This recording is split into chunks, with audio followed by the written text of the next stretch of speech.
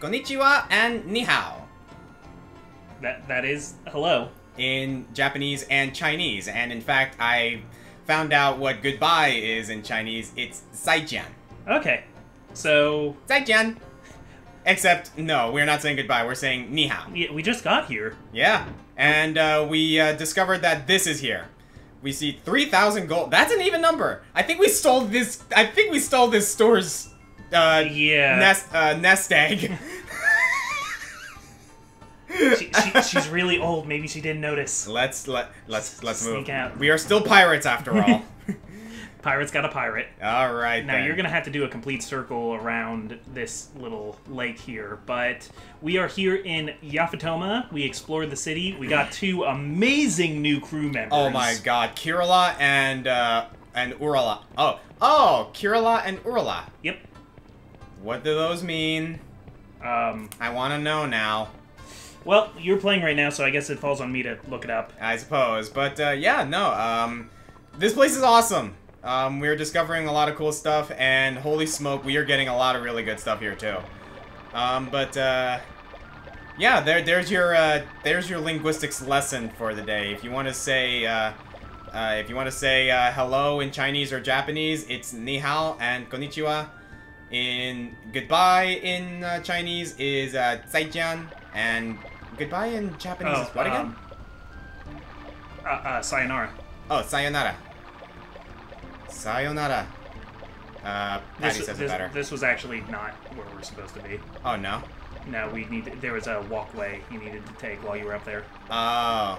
But it's okay, you can get back pretty quick. Are you sure? Yeah. Oh, no, yeah, you're right. I remember now. We walked by the fisherman. So we gotta go back. Up those stairs. They Gotcha. got this cool elevator thing. I understand now. Which is a little dorky looking, but okay, I'll buy it. Yeah, I'm looking at the Skies of Arcadia wiki, seeing if maybe there's... Oh no, it doesn't have, like, trivia or anything.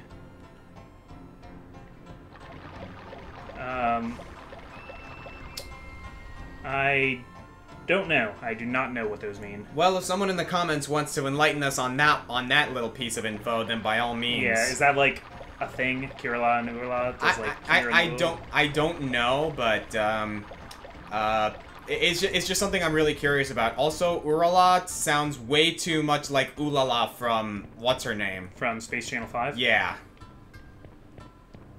That was a weird game. That is a weird game, but it's one of the, like, earlier rhythm games that got any kind of traction over here. Yeah, you're not wrong. How do you feel about rhythm games? I don't play them that often, but the ones that I have gone into, like Elite Beat Agents, I love Elite Beat Agents. Oh, Elite Beat Agents is great. I'm personally a fan of Rhythm Thief. I never played Rhythm Thief. That's been on my radar for a while. I recommend it. It's good. Alright, shall we? Yep. Proceed to Mount Kazai.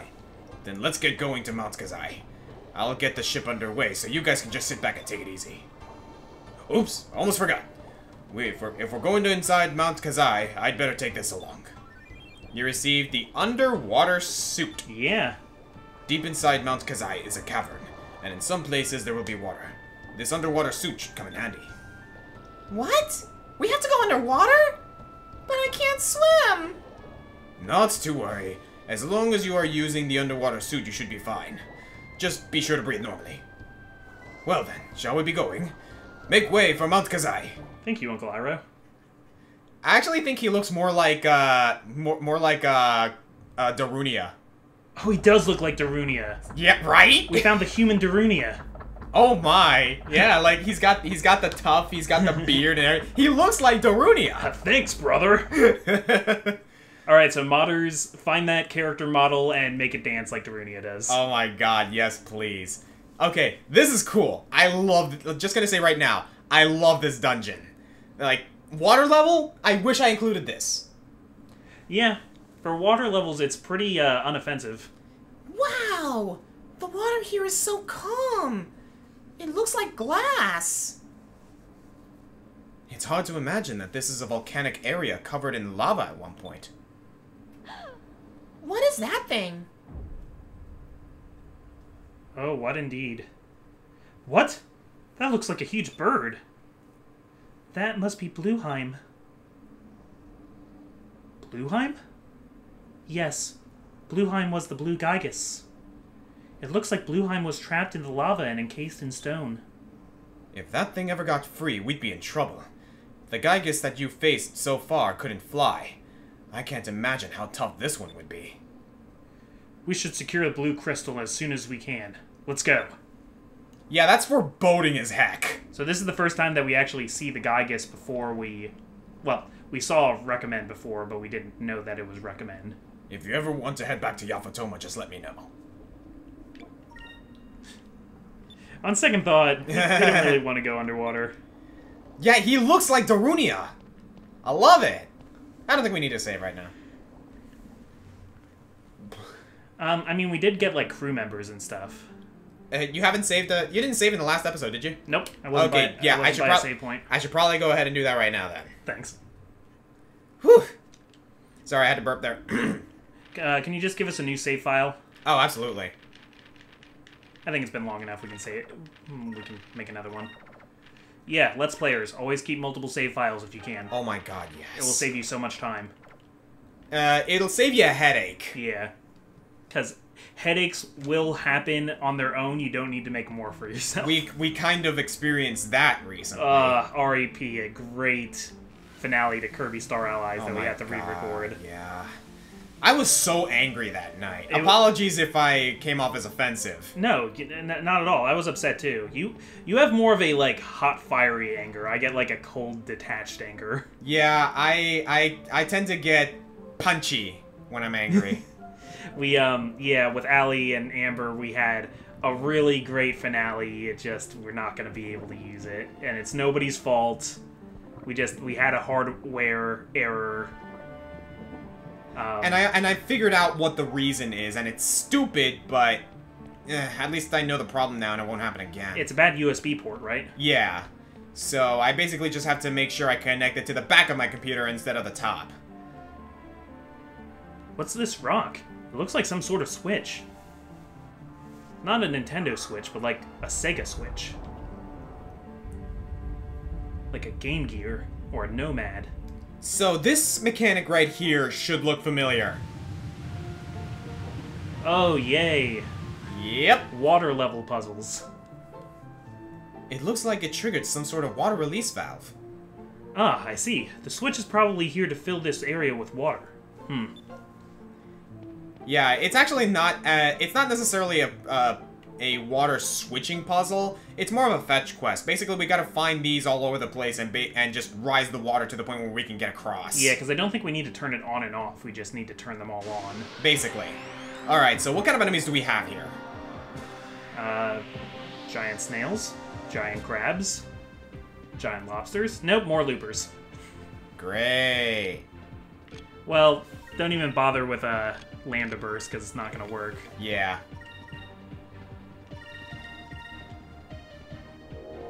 Oh, and they could put us to sleep, too. Oh, yeah, that's Slipara.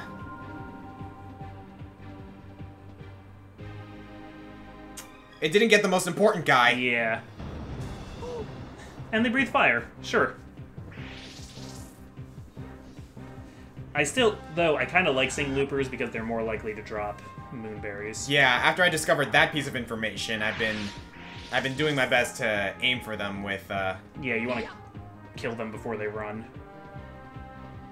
That's an interesting trope in RPGs, the enemies that run. Like, Octopath Traveler has the Kates. Yeah, those things are a pain to deal with! Paper Mario has the, or, like, not a pain to deal with, but rather, like, a pain to kill because they run away so quickly and they're so durable. Okay, no, they're not durable, they're just so evasive. Yeah. Like, they dodge all of your attacks. You need magic to deal with them. So now that we've seen most of what Vyse has, like, most of the moves that he can do, there's one more special move that we still need to get from him, and a few other, like, techniques in the game. Oh, Dexus Seed. Oh, Dexus Seed is always nice. Alright, I'm gonna... somebody's agility. Yep, I'm gonna start here and go clockwise. I want to pose it now. If Vyse was in Super Smash Bros., what would his moveset be? Alright.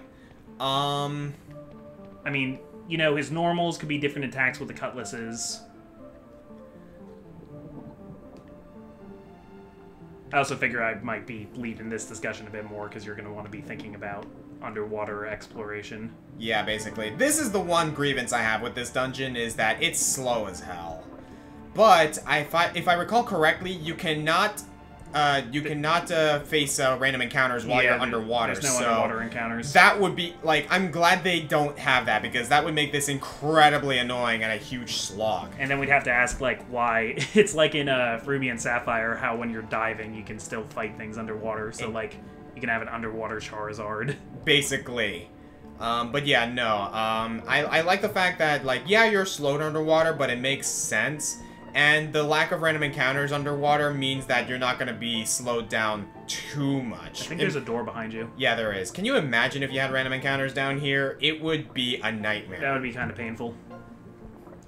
I mean, the real problem with the water dungeon, the water temple in Ocarina of Time, isn't just that the puzzle's annoying and that they programmed it wrong so you can Lock actually yourself lock out the game, but it's just that it's so much stop and go. Exactly. Playing it on the 3DS actually mitigates a lot of it because the iron boots are now just like a quick toggle. Yeah, instead of having it like be on the menu and like be boots that you have to equip.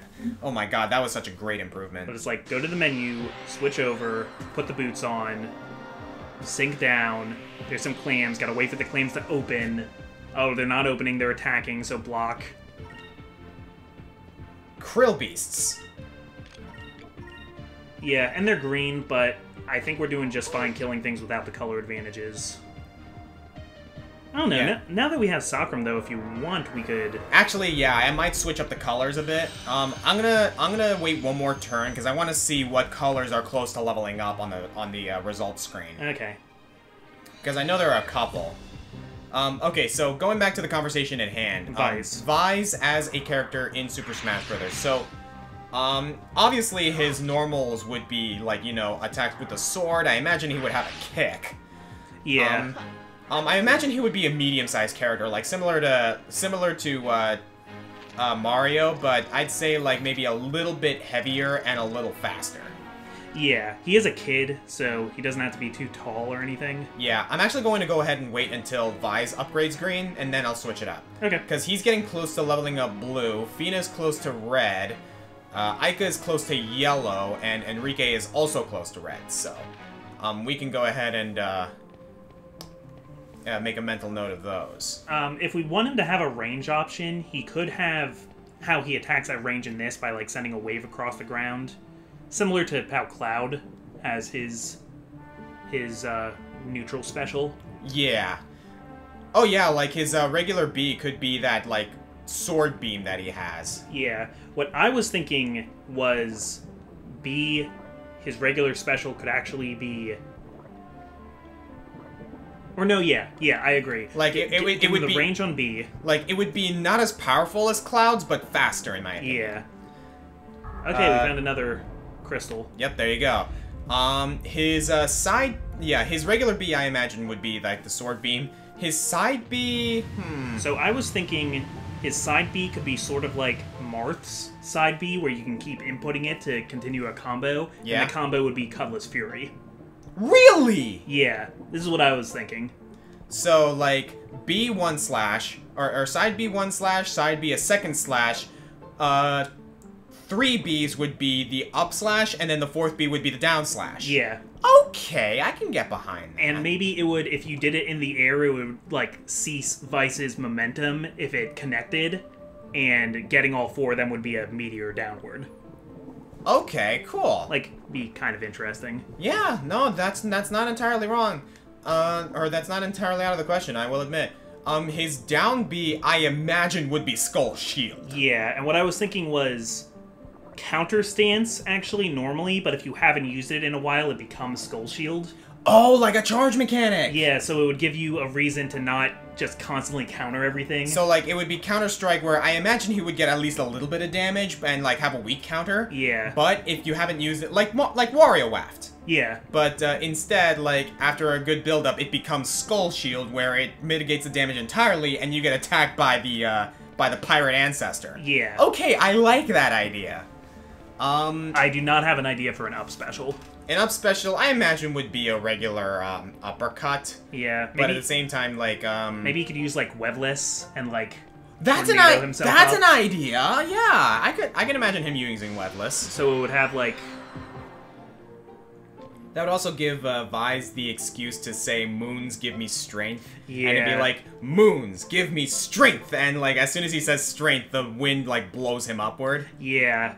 Alright, it seems we're gonna need a little more. Oh, there's a down ramp though. Yes there is. And I was thinking about his taunts for a little bit. He could have one of his victory animations for a taunt. I'm now starting to recall one of the reasons I like this dungeon. Yeah, what's that? This is the place I went to grind for moonberries. Oh, yeah, because there's a lot of, Like, go-loopers actually appear a lot in this dungeon. And as long as he, you know, they're really good at dodging, and they're immune to Lambda Burst, but you can use Cutlass Fury and stuff, and... By the time I got to the end game and I needed moonberries to, like, find the other, Yep, there you go. By the time I found the other, or by the time I got to the end game and I, like, you know, was basically aiming to unlock the other abilities, I basically used Cutlass Fury and Royal Blade to make sure I can guarantee the kills on the loopers. Oh, neat. Yeah, because Royal Blade is only 6 points. Okay. So, by the time you get to the end game, you have enough for both. It sucks, though, because Lambda Burst doesn't work on those guys. Yeah. Because it's technically magic, and they're magic immune. Mm-hmm. But, yeah, and of course, going back to the conversation at hand, oh, yeah. Vyse's final smash would be Rain of Swords. I imagine, right? That's one of my ideas for it. That's a simpler one. Vyse, oh, no, then there's his... Yeah, his Pirate's Wrath. Yeah, that's right. Which is the one super move we don't have here yet. Mm-hmm.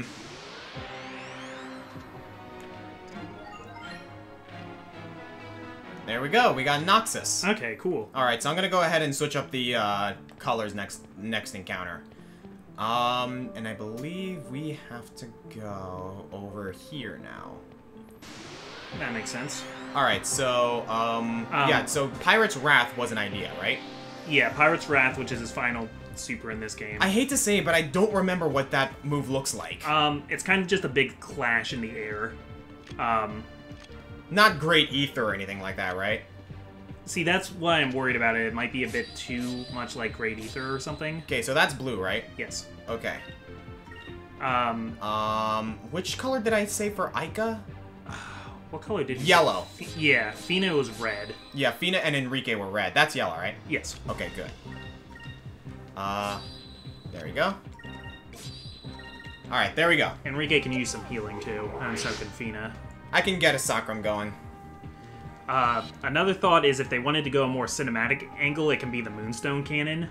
Oh, yeah! I mean, King K. Rool has his giant FU laser. I love that. Oh my god. As a fan of DK64, that means everything. I was happy to see, like, they not only have references to the Donkey Kong Country games, but also DK64. Yeah, he's got punching gloves. Like, I was not expecting that. I was very happy to see that. I was always...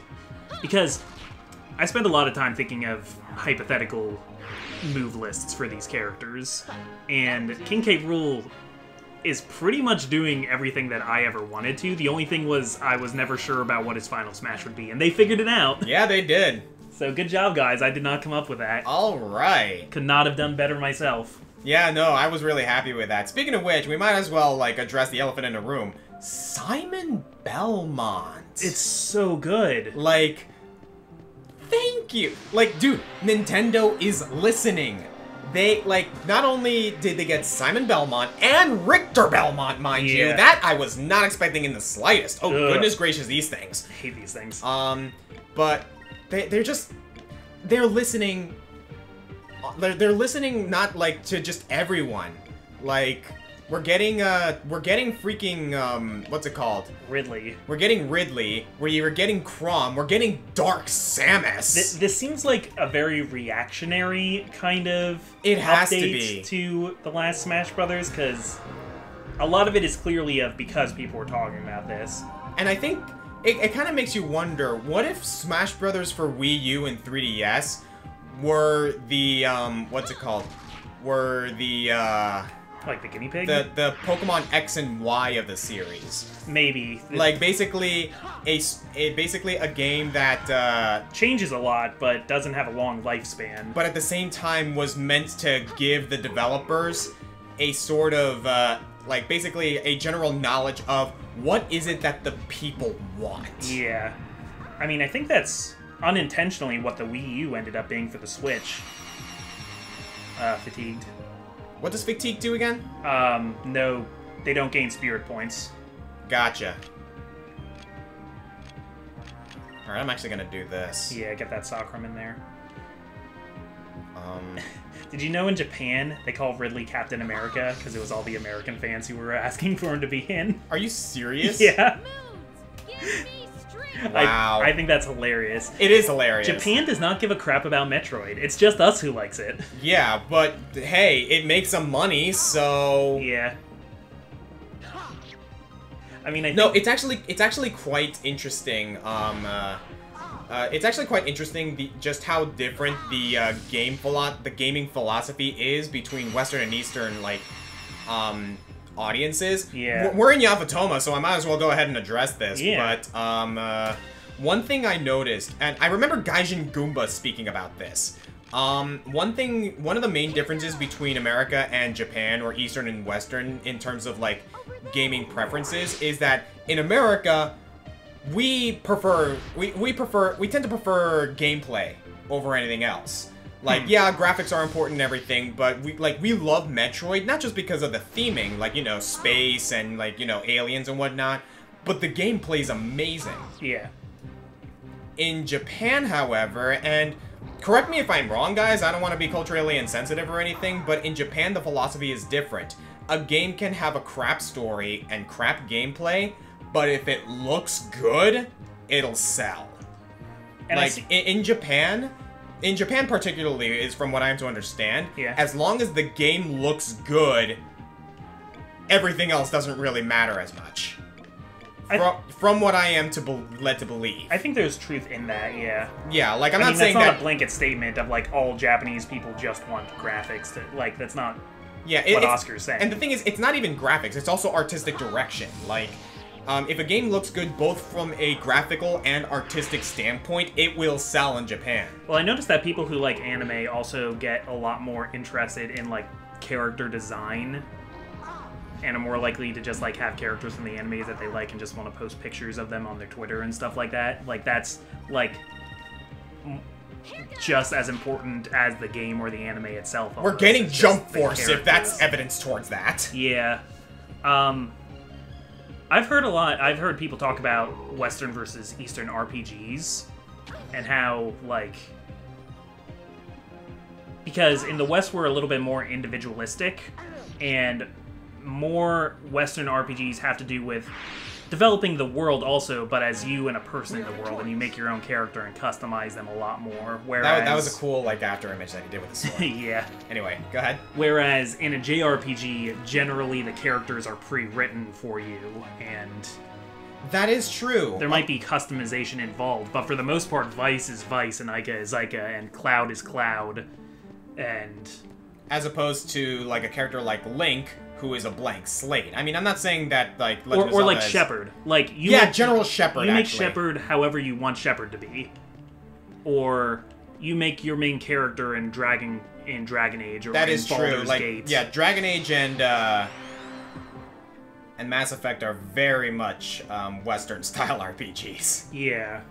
Because, like, Fallout, you could also say, because Fallout is, you know, an RPG. Technically, yeah. And back into the water.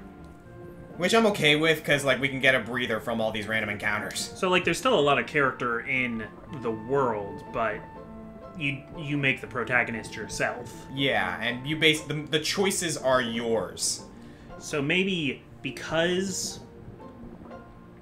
You know, if you're saying a Japanese video game audience looks more for story in a different sort of way, like... Metroid has a lot of world building, but it's not a lot of... The story isn't narratively driven. It's driven by the player. It's driven by the game itself. And Samus, at least until Other M, wasn't that fleshed out of a character. I think in Other M we kind of see them sort of trying to get both audiences on board, and it not quite panning out. Oh, is this a Ziv? I think it is a Zivelin Bane. Zivelin Bane! Alright, man. Alright, here goes. Alright, so, you were saying, by the way. No, I'm kind of just rambling at this point. Yeah, honestly, like, I like to think that Samus's character was fleshed out in more subtle ways. Because I don't necessarily like to reference Other M in regards to her character. Yeah. But you played Metroid Samus Returns, right? Oh, yeah. So one of the main examples I notice is that Samus is a character that kind of does what she needs to do. She gets the job done quickly, efficiently, and as best as she can, but she's still very much a human. She was trained by the Chozo, mind you, yes, yeah. but that still doesn't stop her from necessarily having some struggles. Particularly, like, in Metroid Samus Returns, right? One of the things that happens, or that she has to deal with, is that excavation robot, right? Yeah. And, like, spoilers for anyone who hasn't played Samus Returns yet, but the main moment I'm thinking of is when she finally defeats it. She gets the item that she needs from it, but it's still going. It's still, like, trying to get itself to try and kill her. And Samus, all she does is simply charge up her shot, not even looking at the thing, and fires, finally destroying it for good, but it gives that sense that she is freaking done with this thing. I mean, she's a badass, yeah, but... Yeah, but that's what I mean, like, it's not even like a badass moment where she was like, okay, I'm gonna kill you without even looking at you. It gave the sense of, I am so done with you, just leave me alone so I can finish this damn mission. Yeah. And that's what I like about it. Like, the older Metroid games kind of did that with Samus, in that she does her job, but she's not exactly a fan of what her missions bring to her. Well, I kind of wonder sometimes... I mean, by the time of, like, you know, up until Other M, we all kind of had a picture in our heads of the kind of person Samus was, but I wonder how much of that was actually intended by the creators of the series and how much we just projected it onto her. And actually, that's kind of the thing that I realize is also a difference. Like, the characterization of Samus up until Other M, of course, was kind of up to the interpretation of the player. She was a silent protagonist. And that's kind of the beauty of silent protagonists. Yeah. Like, I've argued to say that Samus, up until that point, again, can you tell we're not a huge fan of Other M's story? Was a silent protagonist that basically let us project what we viewed Samus as. And I mean, I certainly liked... See, I can kind of respect what Other M was trying to do. I think it just failed completely miserably. I agree. Like, the thing is, I actually don't mind, oh, I didn't see that. I don't think I ever saw him actually cast magic. That's kind of cool. I am actually okay with how Other M tried to tackle this. Okay, no. I'm a fan of the story that it tried to tell. I'm not a fan of how it was told. Like, the whole... I think the whole, like, Samus freaking out when she sees Ridley again gets... I mean, that's not a very well-executed scene, but I think it gets a little bit more flack than it deserves. I agree. That being said, again, it could have been done so much better. Yeah, like, I agree Samus shouldn't be falling apart when she sees Ridley, because, like, she's fought Ridley how many times, but...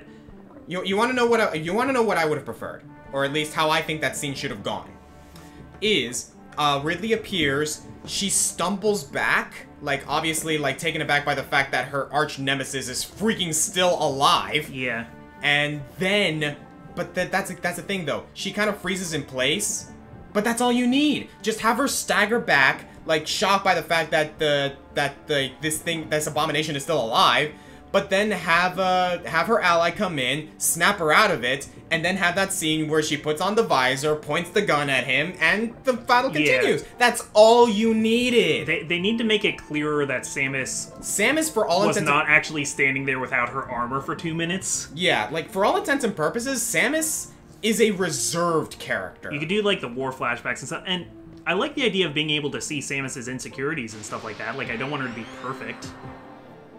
We're getting a lot of levels. Yeah. I'm just saying, Other M just does everything wrong. It kind of does. The thing is, I'm okay with the gameplay that they also implemented. Oh yeah, but, me too, actually. Like, I actually like how the game plays, quite frankly. That being said, I freaking wish you could attach a nunchuck and control Samus with an analog stick! Yeah, that would be better. I think they wanted it to feel like an NES controller. Here's my piece about it. For all intents and purposes, I think Other M is a decent game. I actually do. Mainly because of the fact that... that it plays well? Okay, no, I actually do have to go back up here. I think it does play well. My biggest grievance is the point-and-click situations that you deal with. This we haven't seen. Damyun. Damyun? Did he self-destruct? What? Damn, Daniel. What? I think he, like, exploded into silence. That's so profound. Is that a silence ability? I do love these little lizard guys. Oh, Slithars? Yeah. Oh, yeah. We haven't been trying as hard to, like, show every different kind of enemy in here, either. I guess that was a good time to kind of cut back and just, like, oh, wow, this is a cool-looking ability. It's a silence. It also means there's a lot of cut-off sentences in my editing, but it's fine. That's fine, but what was I saying before this encounter? So your grievances with Metroid Other M. Oh, yeah. The point-and-click segments. The point-and-click segments and the fact that you can't use an analog stick, but for all intents and purposes, the gameplay's just fine. It also has one of the more high-octane boss fights in the series, and I like that. I don't like that there isn't a final boss to the story part. There's a post-game boss who's pretty awesome, but... Oh, you know what? That was the thing I had to hit. Okay, so yeah, I just gotta go back. You know, it's easy to forget with all these encounters. It's easy to forget which way you're going. No kidding. Yeah. I personally don't really consider, Mother Brain, or MB, quote-unquote, as the, final boss of, Metroid Other M. It's Phantoon. Not even Phantoon. I consider, I was supposed to... the Omega Metroid. The Omega Metroid, yeah. Phantoon I consider a post-game boss. Yeah. I mean, that does continue the story, that part, technically, but at the same time, I'm just like... Yeah, the Omega Metroid, in my opinion, was the real final boss of that game. I can't help but feel like they ran out of time, and that's why there isn't a final showdown with MB. Maybe. Even then, it was a sorry excuse for a boss fight, quote-unquote. Yeah, no, it's just like, you gotta look at the right thing, and you have to do it in time. Geronimo! Or else you have to start over and look at things again. Who thought it was a good idea? I don't know. If you, if you want a much more, like, coherent, full review, well, it's not really a review, it's an analysis of Metroid Other M, go look on one of my favorite channels, Games as Literature 101.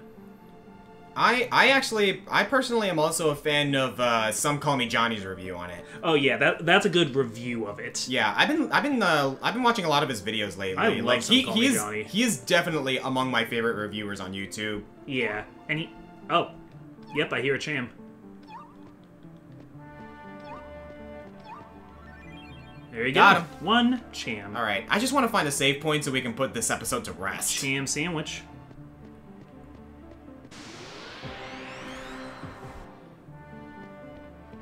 Well, this looks like a new place. Ay, ay, ay!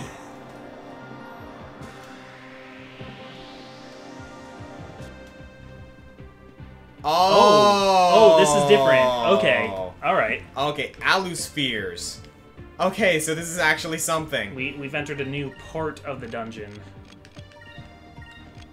And these guys appear to be blue, so green and purple will be most powerful. I'm actually gonna... What was it? Green and purple. Green and purple? Yeah. Alright. I'm actually gonna go with purple. I wanna train out that magic a bit. Purple doesn't really have anything that I find too useful, personally, but, you know, it doesn't hurt. Yeah.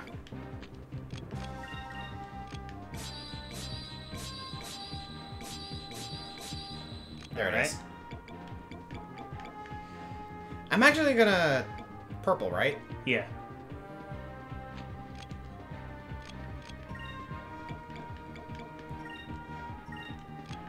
Yeah, they're only single target, but... That's fine with me. If I can get rid of them quickly, then by all means. There you go. That's your porp. Yeah, these things don't appear to be all that strong. I swear, dude, we use these Let's Plays, like, not only to showcase games we love, but also just express our grievances on games we don't like. Yeah. I don't talk about a lot of negative topics on my channel, I've noticed. Nice one, Enrique! Especially because there have not been a lot of Metroid games surrounding Other M. It was particularly disappointing. Yeah, like, if anything... I was okay with them moving away from the Prime series, but not like this. Yeah. Not like this. And then there's, like, Metroid Prime Hunters and Metroid Prime Pinball. See, the difference is, though, those were coming out along with the Metroid Prime games, so if there was, like, kind of a crappy spin-off, it was okay, because at least we were getting real Metroid Prime games. Not to mention, like, I was all... Like, those games, like, you can basically ignore, and you're not missing on anything. I think... Like, remember, Metroid Prime Federation Force? Oh, yeah. It's not that old, but we already forgot about it. Oh, yeah, no, I've come to ignore that one, but personally. It's like... We hate it, but not just because it's a lukewarm spin-off. We hate it because we haven't had a real Metroid game in a while. And now we have. We've had Samus Returns. But at the time... Well, Samus Returns is a remake of Metroid 2, whereas Metroid Prime 4 is now a thing that's going to be happening. Yeah. But at the time, Federation Force was like the first we've heard of Metroid for a while, and there was nothing else in sight. And so... everyone was like, what the hell? Yeah, Metroid... It's like Nintendo also, like, putting forward that one racing game, and we're just like, just make it F-Zero. Yeah, just call it F-Zero. Just call it F-Zero, and we'll be perfectly satisfied. Gem of Fluidity, cool. Ay, Star Fox Zero was a similar thing. I don't think Star Fox Zero is that bad, but... With how few Wait, Star how much Fox more games dungeon we get, is there? Enough. It's making me think if we went the other way on that one fork back there, if there would have been a save point. Sorry we're going over long, but, like, this is our last one for today, and we need the game to be saved. Yeah. Do you want to just call it here and we'll backtrack to the previous save point? I think that's the best thing we can do right now, because I'm actually getting a little tired. Yeah. Alright, so that's what we're going to do. We're going to head back. What did we learn today? We learned that Metroid Other M is a bad game. We learned that Vyse probably won't be in Super Smash Bros., but if he was, he would be awesome. We learned that as long as you're underwater, you're safe, even from big tapeworms. Oh yeah, those things. I'm sorry. Those things are what really slowed us down in this dungeon. Yeah, I don't know how long this episode will edit out to be, but there's a lot of fat to trim. We got an hour on the clock right now. All right then. Thank you guys for joining us. I'm the Green Scorpion. I'm the Comic Foil. We'll see you next time. I'm hungry for, like, I'm gonna go see if there's like a store around here that sells like takoyaki, because now I'm in the mood for takoyaki. You could just eat some fried lizards. No. Cooked a whole bunch of them. These things are still alive. I don't want to eat something that's still alive unless it's oysters. We'll kill it first. It's like low-fat chicken. There, it's dead. Ugh.